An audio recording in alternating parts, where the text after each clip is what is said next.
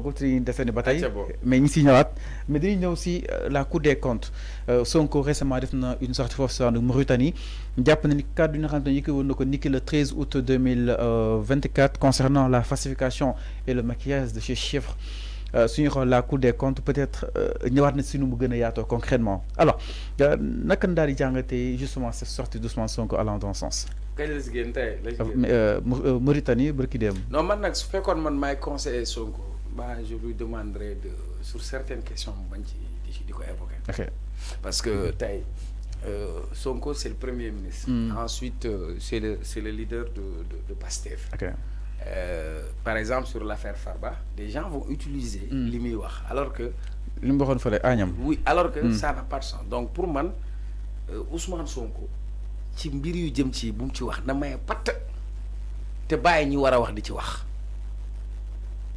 ci mbir yu mel ni ministre de la justice moo ci war a wax ci mbir yu mel ni s'il s'agit de la cour des comptes nañu bàyyi cour des comptes wax ci mbir yu mel ni nañuy bàyyi procureur bi di wax parce que plus moom mu ci communiquer plus muy may buntu ñoo xam ne ci loolu la ñuy jafandu c'est mon point de vue personnel bu fekkoon man maa koy xelal naa ne ko alaaji li jëm ci wàllu dossier bu ci waxte yow neutral mayel patt bi xam nga li ma la def footballu muuma bu la ci kenn dégg est-ce que dégg nga baax li may wax mais su fekkee ni que bu annoncé parce que information yi muy am man duma ko am yow doo ko am parce que aussi il faut pas oublier que c'est le premier ministre aussi parce que le premier ministre moom mooy patron ministre de la justice le ministre de la justice mooy patron wu procureur de la République par exemple donc sur certains dossiers dina ci am information mais qu'il évite d'en parler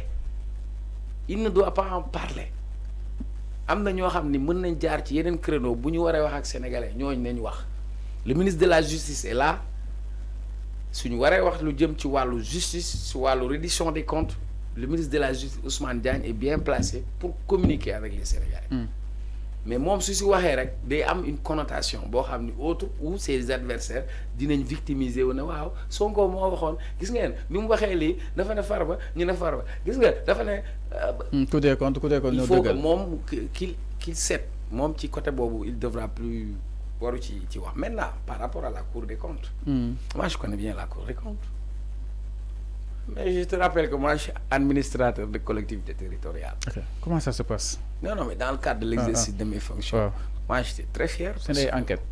Ouais, parce que déjà, au niveau de la commune de Pikine Nord, pendant 9 ans, j'étais le président de la commission de passation des marchés publics. Jàng naa marché public. Bi ma ñëwee dañ ma laaj sax yow lu tax nga yore fonction bi ma leen parce que lii jàng naa ko dañ may laaj ana say diplôme ma jox leen ko bu fekkoon damaa falsifié diplôme dañ koy xam laaj ma CV ma indi bien laaj ma kañ nga jël fonction mu wax ñu xool marché yi nga xamante ni ci diir bi ma fa nekk yëpp maa ko présider ñoom am nañ information yëpp dañuy xool ndax convocation yi ma doon convoqué ndax jaar na yoon xool ci wàllu administration nan lañ ko liggéeyee xool ndax defuma détournement de deniers publics xool ndax awma benn si sàkka boo xam ni def naa ko ci sama wàllu liggéey loolu man kese en tant que responsable de passation des marchés publics de la commune de Pikine Nord mais bu ñu paree ci man ci marché man à part la am na keneen ko am responsable mooy comptable matière dañuy dem ñu laaj ko marché yi ñu lancé woon année par année document yëpp archivage bi yëpp ñu laaj ko te moom bu ñu koy laaj man fekkewu ma ñu pare dañuy dem seeti directeur des ressources humaines xool personnel bi ñu nommé lépp la ñuy xool donc la cour des comptes dafa am ay spécial et li ma lay wax nii dafa am lu ñuy wax chambre des collectivités territoriales ils sont spécialisés dans la gestion des collectivités territoriales pendant 3 mois ma nekk ci audit boobu léegi xam man en tant que chef de service audité nañ ma audité nañ ku yore comptable matière audité nañ DAF bi audité nañ gestion des ressources humaines ba xam lépp bi ñu paree dañuy def li ñuy wax pré-rapport man mi am naa pré-rapport boo xam ni man la concerné sama service am na keneen boo xam ni moom la concerné si son service et puis dañuy mën ay enquête de terrain.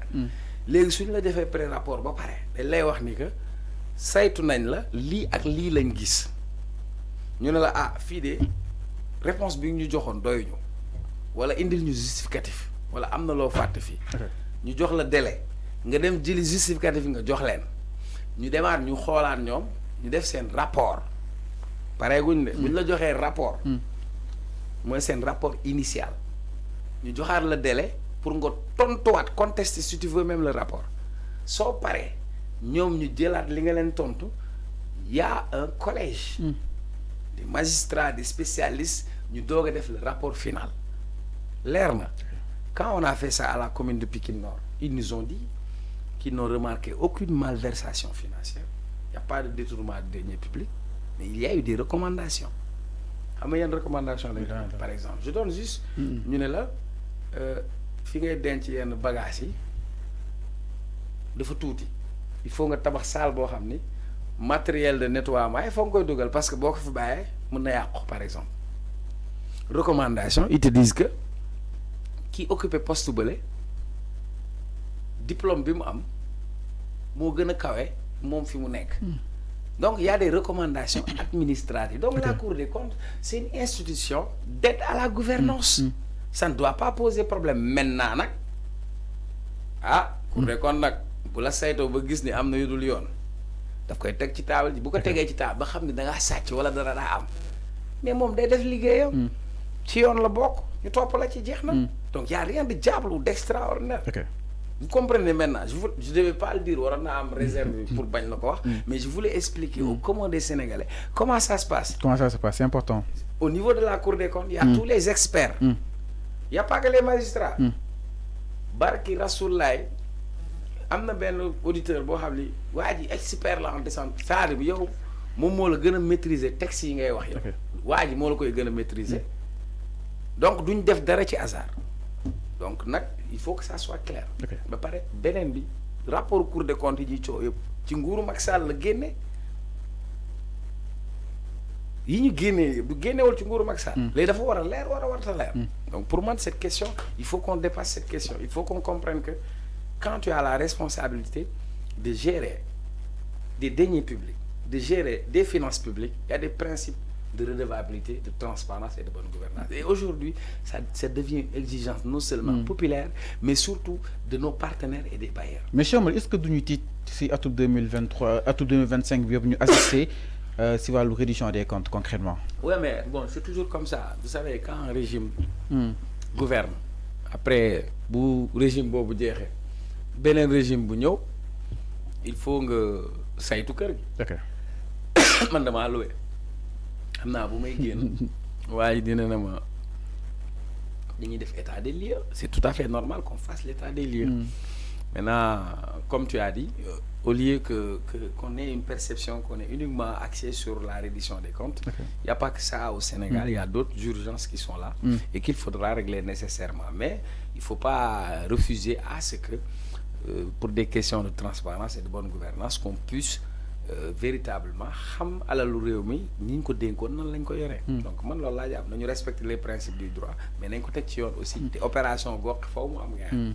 Alors c'est important par rapport à wàllu wu ni mel exactement jëm si li nga xam ne moo di la Cour des comptes.